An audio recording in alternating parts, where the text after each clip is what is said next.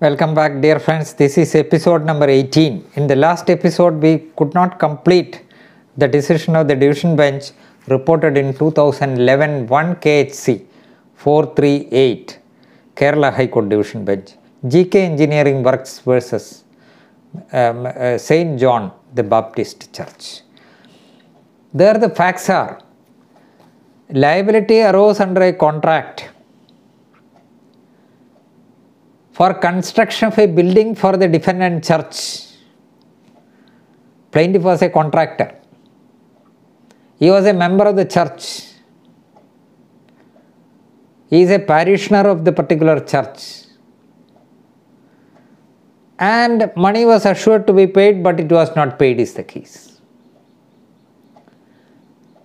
And repeatedly it was assured, he is also in some committees or so. He was assured that he will be paid. Now we are in difficult times or something like that. But the amount was ultimately not paid. By that time was running out. He filed a suit, and naturally the contention of the period of limitation was raised. It was, as a matter of fact, found by all the courts, the trial court, that this amount was not paid to the plaintiff contractor. Still, this was the contention, that it is barred by limitation. Then the plaintiff said that our relationship between the church, I am a parishioner of the church, I was entrusted in the work because of my being a parishioner of the church, a devotee, and therefore we are in a relationship of trustee. You are in a relationship of trustee and Sestui trust. I am the beneficiary, the Sestui trust, and therefore the suit is not barred by any length of time, is the argument which was found ultimately accepted by the division bench. See, paragraph 31 of that judgment. Considering the fact that the first defendant is a church and the plaintiff is a parishioner of that church, and also that he was a member of the school committee, it had a school also. The contention put forward that there was fiduciary relationship cannot be ignored. Obviously, the authorities of the first defendant must have had considerable amount of influence over the plaintiff. As Exhibit A5 very clearly shows that the first defendant was aware of the liability, and their only request was that he may wait till the funds are available to the church. It is interesting to note that the first defendant offers to pay interest at 12%. In the case on hand, an implied trust emerged in the circumstance of the case, giving rise to an equitable right for the plaintiff to make the first defendant liable for the amount due to him.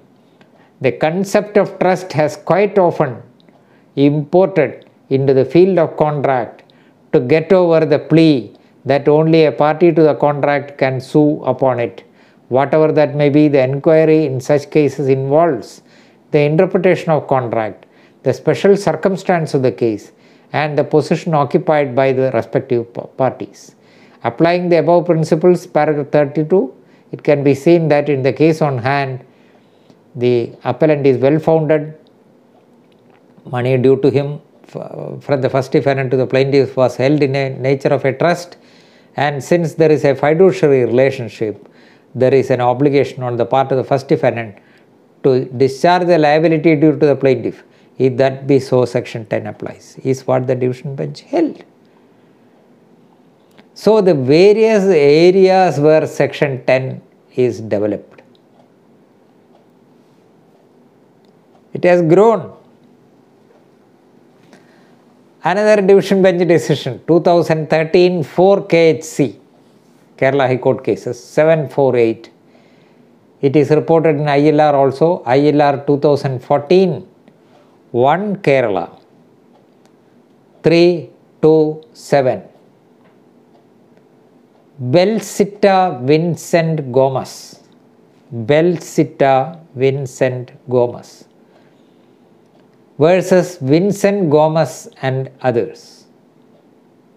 Vincent Gomez and others.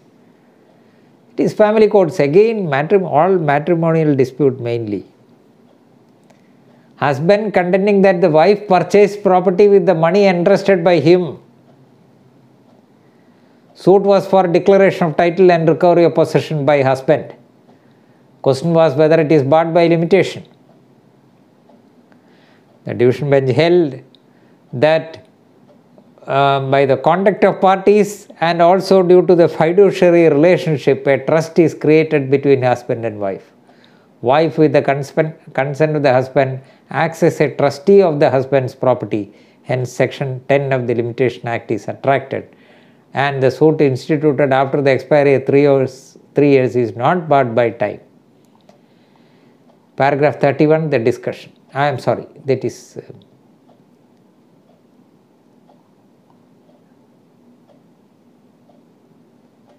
yes, that is the decision of the division bench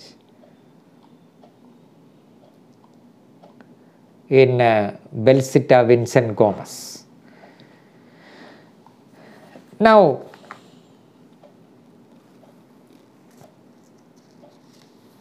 there is another Supreme Court judgment. Now, this I mainly concentrated on the Kerala's peculiar type of litigation with respect to matrimonial disputes.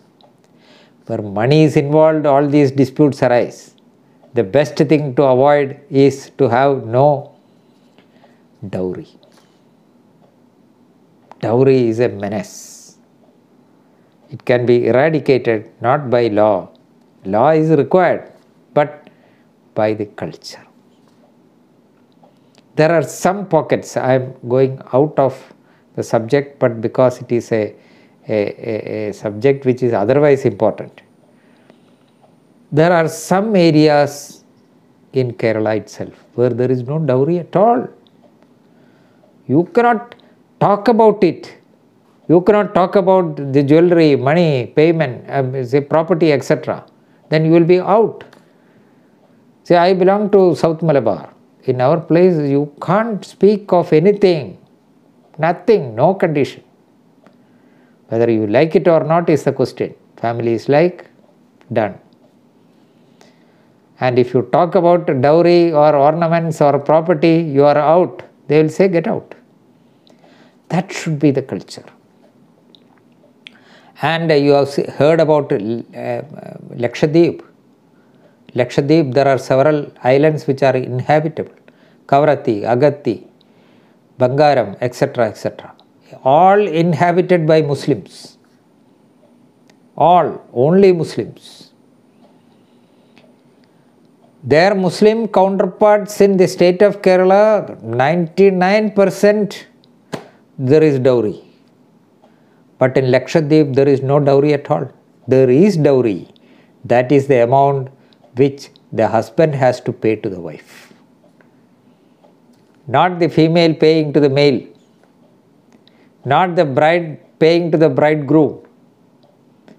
That is the real Stridhanam, original. That was the Hindu law concept also. Former, the pristine Hindu law concept. Giving money to the female. That is Stridhanam, Stri's Dhanam. But that has been changed. Now this, say, what is the position of a female? See, particularly in the state of Kerala, which I am speaking about, where the population of females outweighs that of males. More girls are there than boys. That is one of the reasons for the demand. But that is a pointer of growth also, because we do not dislike females being born in the family. There is no feticide or any other thing with respect to, if it is found that it is a female, female also is accepted in the families. But look at this Lakshadweep practice. If a boy wants to get married, he has to make money and pay to the bride. That is the correct Stridhanam. That should be the practice. That is the real mahar under the Muslim law. But when it came to our, say, different districts in Kerala, it is the money which is paid by the wife, by the bride to the bridegroom and accepted. Without that, there will be no marriage. Exceptions are there. Yes. That is why I refer to all these things in detail. So even if there are some viewers outside Kerala, they must also know what is happening. There are how many dowry deaths in North India also. See, the females are suffering. So this practice must end. These views taken by the Kerala High Court that there is no bar of limitation and section 10 applies whether it is a strained interpretation or not, it is good. Because the husband's people are liable to disgorge even after 25 years, 30 years, 50 years, they have to pay back the money, pay back the ornaments, pay back the jewelry. That means it's a deterrent. Therefore, this interpretation is a necessity. Necessity is the mother of invention. That is the mother of this interpretation also. So, I am personally of the view that this Kerala High Court view that there is a trust and therefore section 10 applies is the most appropriate interpretation that can be placed, so that the females are protected to that extent. Yes. Then a Supreme Court judgment, 1995, Supplemental 4 SEC 87, Sri Varadaraja Perumal Temple, Sri Varadaraja Perumal Temple versus K. Ramachandra and others. 2 judges of the Supreme Court. While considering the question of condonation of delay in filing the appeal under the Tamil Nadu Minor Inams Abolition and Conversion into Rightvari Act, and where temple properties are involved, the Supreme Court applied section 10. Then 1970 Kerala Law Times 838, a full bench decision. That was under the HR&CE Act, HR and CE Act, Hindu Religious and Charitable Endowments Act. Power to cancel sanction for the transfer of immoral property of Devaswam. Power can be exercised without any limitation of time. It was held, in the words of the full bench, the reason behind section 10 of the Limitation Act, which provides for no period of limitation for a suit against a person in whom a trust property has become vested, is that an express trust ought not to suffer by the misfeasance or nonfeasance of a trustee. Therefore, considering the fiduciary character of the power under the section, when invoked to cancel a sanction, and the object for which it is exercised, namely to protect the interest of the religious institutions, it cannot be said that the government can exercise the power under the section only within a reasonable period, as the Act does not provide for any period of limitation for the exercise of the power under the section. No period of limitation for its exercise can be implied. That also is there. Where under the HR&CE Act there is no time limit. Section 10 was applied. Even otherwise, the court was taking the view that when no time limit is fixed, we have seen under the Industrial Disputes Act, there is a case which is decided by the Supreme Court. See, the Act did not provide for any period. You cannot import into it a reasonable period or something like that.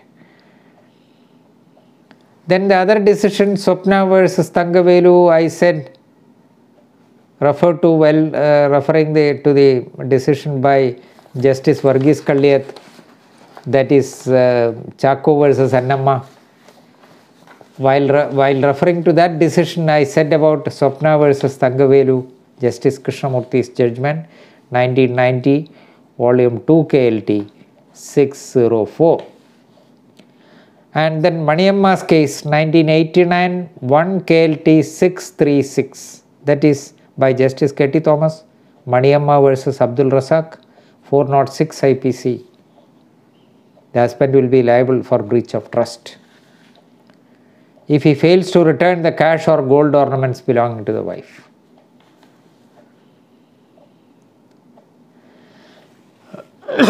Then by Justice Varghese Kallet, another single bench, 91 2 KLT 71. Skaria Varghese versus Maria Kuti, suit for return of Sridharam or dowry, no period of limitation. Then AER 1999, Supreme Court, 1136. Wali Muhammad, WALI Muhammad versus Rahmat B and others. There, I will read two sentences from paragraph 40. The lower appellate court and the high court erred in not noting that a mutawalli can never set up, mutawalli of a waqf can never set up a dual's title, and that property could be recovered from the donee of a mutawalli at any time in view of section 10. Whether a trustee can put forward adverse title and claim adverse possession was the point considered by the Supreme Court, and it was held that he cannot, because his possession is never considered as adverse. Then secondly, section 10 of the Limitation Act will apply because there is an express trust insofar as the waqf and waqf properties are concerned, which is provided in the explanation also. So that majority of the judgments are with respect to religious institutions. And nowadays, there are various matrimonial cases coming up where these questions come. Now, so far as our state is concerned, it is almost well settled that so far as Sridharam, that is dowry, is concerned, it can be realized by filing a suit at any point of time, and there is no period of limitation. Therefore, all wives are in a better position than before, and therefore no husband will dare to put forward such defenses. That is good. That is good. The lawyers also like it, as I understand. Otherwise there is an element of treachery.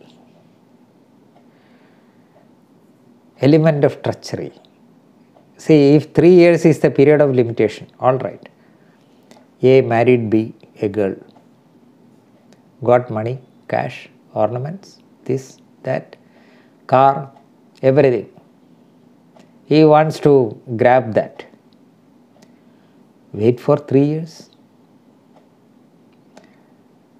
And then when the relationship is strained, some ground, this, that, and divorce petition or otherwise abandoned, and swallow these properties. And the girl is helpless. When he claims back her property, you will say, the husband will say, limitation. So that a device is invented, which is a whip. Kerala High Court has invented that. No, section 10 applies. So any time it can be claimed. Don't put have an eye on the wife's property. If you look after, all right, enjoy it together with her, not individually and amass wealth. That is the point which is. So it is well accepted by the society. So whatever interpretation, if it is acceptable to the society at large, so there will be no, say, disappointment or disagreement, or say, there will be no non-obeyance, because that has become the order of the day. I do not know what is the position in other states. If there are, say, lawyers from other states or law students from other states, you apply all these things to your states also, so that the women folk are protected, the helpless girls are protected, and they are saved.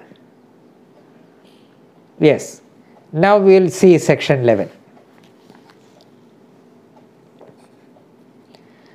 Suits on contracts. This is a very of rare application.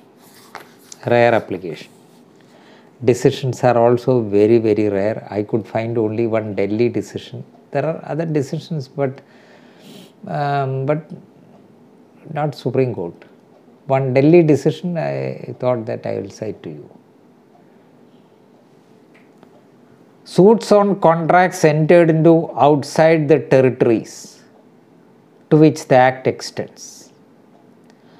Suits instituted in the territories to which this Act extends on the contracts entered in the state of Jammu and Kashmir or in a foreign country shall be subject to the rules of limitation contained in this Act.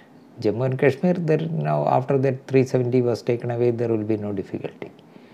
Suits instituted in the territories to which this Act extends on contracts entered into in the state of Jammu and Kashmir or in a foreign country shall be subject to the rules of limitation contained in this Act, in the Limitation Act.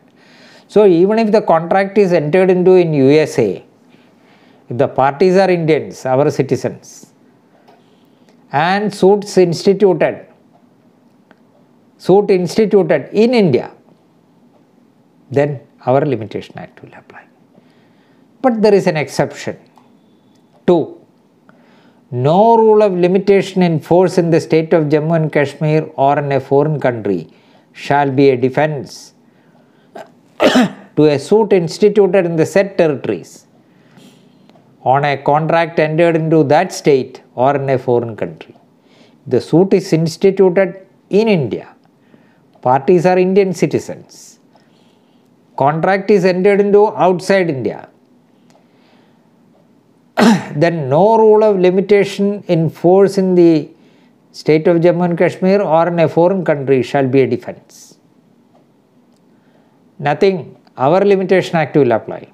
If the suit is here instituted in India, this Limitation Act 1963 will apply, and no rule in the Limitation Act which is applicable in the foreign country will be a defense, except unless the rule has extinguished the contract and the parties were domiciled in that state or in a foreign country during the period prescribed by such rule. No law in that foreign country will be a defense in respect of a suit instituted in India, where our Limitation Act will apply, though the contract is entered into in a foreign country. No law of that foreign country will apply if it is in India, the suit is in India, unless that rule under that which is available in that country where the contract was signed has extinguished the contract, and plus the parties were domiciled in that state during the period prescribed by such rule. These two conditions are satisfied. Any rule which is available in that foreign country will be a defense, though the suit is filed in India. Otherwise, our Limitation Act will apply, and there will be no defense with respect to the other law, except these conditions are available, then it is available. You may please note a judgment. AER 2009 Delhi 158, which is reported in KHC also 2009 KHC 6572, Delhi High Court by Justice Agarwal. The name of the case, Kunststoffen Industries, etc. See, KIVO is the short form, KIVO, versus Ashok K. Chauhan. Section 11, suit based on a contract of guarantee executed in a foreign country, that is in Germany. Limitation not governed by German law, but provision the limitation contained in the Limitation Act will apply. Paragraph 13 and 14. Para 13 and 14. Admittedly, it is a suit based on a contract of guarantee executed in a foreign country, that is in Germany. But it is held that our Limitation Act will apply. So the rest of the things, section 12 onwards, 12 is very important, 12, 13, 14, 15, 16, 17, all practically very important. We will have say discussion detailed from the next episode onwards. Thank you very much.